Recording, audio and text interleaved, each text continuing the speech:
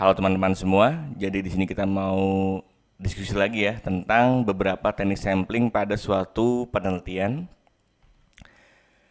Dimulai dari pendahuluan terlebih dahulu, jadi ada beberapa teknik sampling. Teknik sampling ini kalau kita udah tahu sebenarnya teknik sampling adalah suatu teknik untuk dalam pengambilan sampel dari suatu populasi ya, pengambilan sampel dari populasi yang ingin kita teliti. Nah, ada dua teknik sampling yang umum nih, ada yang namanya probability dan non probability. Bedanya apa? Nanti kita lihat.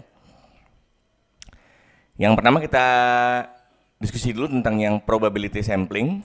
Jadi untuk yang probability sampling ini, itu antara sampel dengan populasi itu dilakukan generalisasi ya. Generalisasi. Maksudnya apa? Jadi generalisasi di sini dalam pengambilan sampel ini kita tidak masalah mau ngambil sampel yang mana aja gitu ibaratnya, tanda kutip seperti itu ya. Jadi semua objek atau semua populasi itu memiliki kesempatan untuk jadikan suatu sampel ya gitu ya.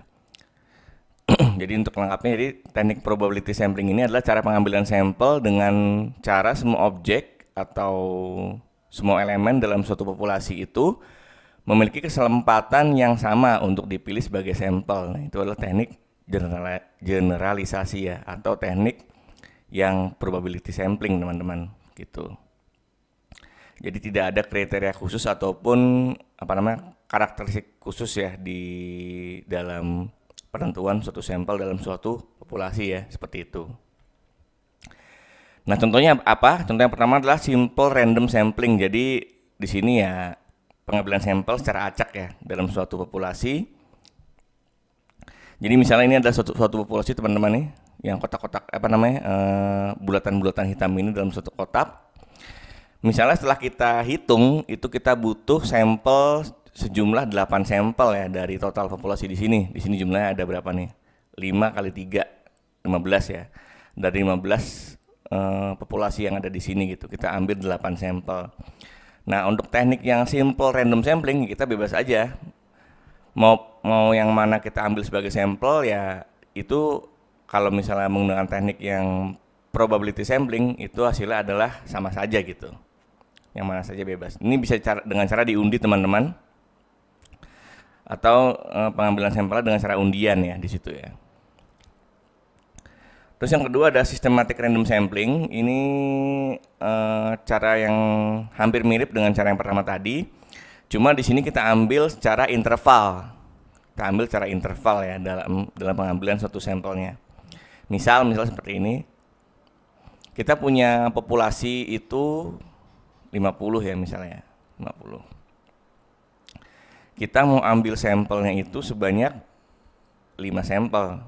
Nah, cara pengambilan samplingnya itu, sampling intervalnya berarti N besar itu adalah jumlah seluruh populasinya, N kecil adalah jumlah sampelnya. Jadi kalau kita mau ambil 5 sampel dari 50 populasi, itu berarti K-nya itu sama dengan 50/5 atau 10. Jadi setiap 10 interval gitu. Misalnya kita ngurutin nih dari nomor 1 sampai nomor 10, berarti 1 sampel. Nomor 11 sampai 20, 2 sampel, berarti ada 2 lagi. Ambil 1 lagi, berarti ada 2 kan. Terus nomor 21 sampai 30, ambil 1 lagi, berarti ada 3. Sampai dengan 5 sampel ya, gitu. Dengan menggunakan interval teman-teman. Jadi ini lebih sih bedanya dengan yang tadi. Kalau tadi kan dengan cara undian ya, kalau yang random sampling, simple random sampling. Nah, kalau yang systematic random sampling ini dengan cara interval. Terus yang ketiga untuk yang probability sampling itu dengan cara pembagian berdasarkan stratifikasinya teman-teman. Jadi ada stratified random sampling. Ini merupakan proses pengambilan sampel melalui proses pembagian populasi ke dalam strata. Ke dalam strata-strata dan kemudian memilih sampel acak sederhana dari setiap stratanya gitu. Dan menggabungkannya ke dalam sebuah sampel. Jadi misal kita ada 300 pasien ya. 300 pasien di populasi pasien rawat inap. Nah, kita bagi-bagi tuh dari populasi rawat inap itu di rawat inap kelas 1, kelas 2 dan juga kelas 3 gitu. Nah, contohnya ini kebetulan rata ya. Di kelas 1 itu ada 100 pasien, kelas 2 itu ada 100 pasien, dan kelas 3 juga ada sama 100 pasien. Nah, untuk pengambilan sampelnya berarti nanti kita hitung. Di kelas 1 itu kita ambil 30 misalnya, kelas 2-nya 30, kelas 3-nya 30. Jadi nanti totalnya itu adalah 90 sampel ya, setelah digabungkan ya. 90 sampel gabungan gitu. Terus yang keempat atau yang terakhir di probability itu ada namanya cluster random sampling. Jadi untuk yang cluster ini, anggota dalam populasi ini dibagi ke dalam cluster-cluster ataupun kelompok berdasarkan heterogenitas maupun homogenitas ya di tiap kelompoknya. Contohnya kita ambil di sini adalah peta kota Jakarta. Nah, di sini kan berdasarkan kita udah tentukan dulu tuh karakteristiknya ya berdasarkan heterogenitas. Jadi heterogenitas itu antara Jakarta Utara, Jakarta Barat, Jakarta Pusat, Jakarta Selatan dan juga Jakarta Timur itu berbeda-beda tuh. Nah, tapi kelompok masyarakat misalnya di Jakarta Utara itu memiliki homogenitas yang sama. Jakarta Barat juga sama, Jakarta Pusat juga sama, Jakarta Selatan sama dan Jakarta Timur juga sama teman-teman, seperti itu ya. Jadi ini berdasarkan karakteristik maupun sifat ataupun klasifikasi berdasarkan heterogenitas maupun homogenitasnya ya gitu. Terus kalau tadi kita sudah diskusi tentang probability sampling, sekarang adalah non probability sampling. Nah, bedanya udah jelas tadi. Kalau yang probability sampling kita ambil sampel secara acak nggak masalah. Kalau misalnya non probability sampling itu sampelnya itu memiliki karakteristik maupun kriteria tertentu gitu yang mau kita ambil. Jadi teknik non probability sampling adalah cara pengambilan sampel dengan semua objek ataupun elemen dalam populasi tidak memiliki kesempatan yang sama untuk dipilih sebagai sampel. Jadi tidak boleh dilakukan generalisasi ya teman-teman ya. Yang pertama adalah sampling purposive. Jadi penarikan sampel secara purposive merupakan penarikan sampel yang dilakukan dengan memilih subjek berdasarkan pada karakteristik tertentu atau kriteria tertentu yang dianggap mempunyai hubungan dengan karakteristik populasi yang sudah diketahui sebelumnya. Nah, contohnya seperti apa? Contohnya suatu penelitian tentang evaluasi standar operasional pengelolaan rekam medis di Puskesmas X. Nah, peneliti menetapkan karakteristik subjek penelitian adalah tenaga kesehatan yang telah bekerja di bagian rekam medis selama lebih dari 1 tahun. Jadi untuk yang tenaga rekam medis yang kurang dari 1 tahun, kurang dari 1 tahun ya, kurang dari 1 tahun itu tidak dianggap sebagai sampel ya teman-teman ya. Ini adalah suatu contoh sampling purposive. Kemudian sampling kuota. Kuota ini berarti kita tentukan dulu jumlah sampel yang mau kita ambil, kemudian baru kita kita lakukan teknik samplingnya gitu. Jadi teknik sampling kuota atau penarikan sampel secara jatah merupakan teknik sampling yang dilakukan atas dasar jumlah atau jatah yang telah ditentukan sebelumnya. Nah, sebelum kuota sampel terpenuhi, maka penelitian belum dianggap selesai. Tapi kita sudah tentukan dulu tuh kriteria apa atau karakteristik apa yang dari sampel tersebut gitu. Contohnya di sini penelitian tentang tinjauan ketepatan kode diagnosa di rumah sakit X, di mana peneliti menetapkan bahwa sampelnya itu harus berjumlah sebanyak 50 dokumen rekam medis. Nah, pengambilan sampelnya itu dapat dilakukan secara bebas ya. Cuma dia harus ada karakteristik maupun kriteria tertentu hingga mencapai 50 dokumen, teman-teman, seperti itu. Kemudian yang ketiga adalah sampling aksidental. Di sini sampling aksidental adalah berdasarkan faktor spontanitas ataupun kebetulan. Artinya siapa saja yang tidak sengaja bertemu dengan peneliti, maka orang tersebut dapat dijadikan sebagai sampel. Contohnya seperti apa?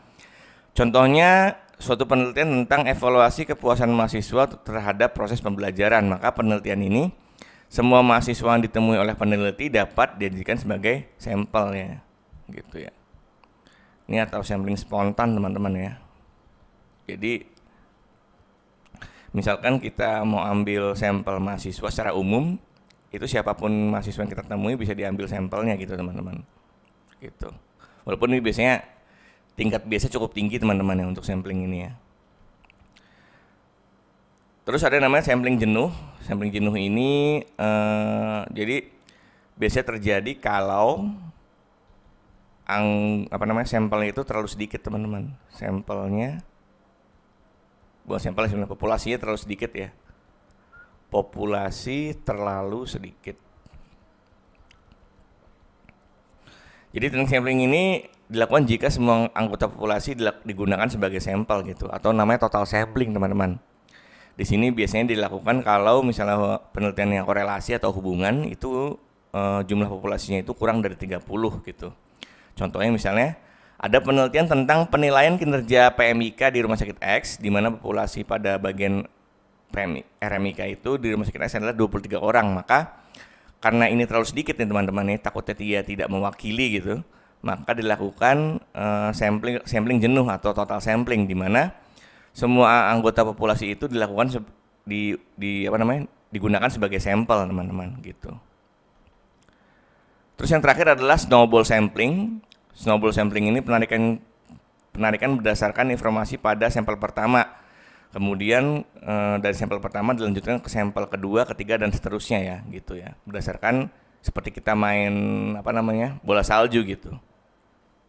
Hingga jumlah sampel semakin banyak dan semakin besar. Contohnya misalnya evaluasi standar operasional pengelolaan rekam medis di rumah sakit di Puskesmas X, di mana peneliti menetapkan subjek penelitian awalnya itu adalah kepada kepala rekam medis, kemudian dilanjutkan dari kepala rekam medis hasil wawancaranya ke bagian perencanaan RS seperti itu. Jadi seperti kita bermain bola salju gitu dari rekam medis. Di sini biasanya sudah ada ini ya sih diagramnya gitu, diagram alir penelitiannya atau diagram gimana teknik kita mewawancara kalau misalnya menggunakan teknik wawancara ya, misal dari rekam medis, kepala rekam medis ya.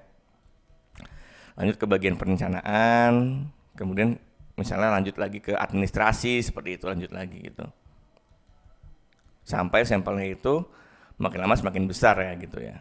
Biasanya sudah ditentukan juga gitu jumlah sampelnya berapa nih yang bisa mewakili dari suatu populasinya gitu. Oke, mungkin gitu ya teman-teman untuk teknik sampling kali ini. Semoga materinya bermanfaat. Terima kasih.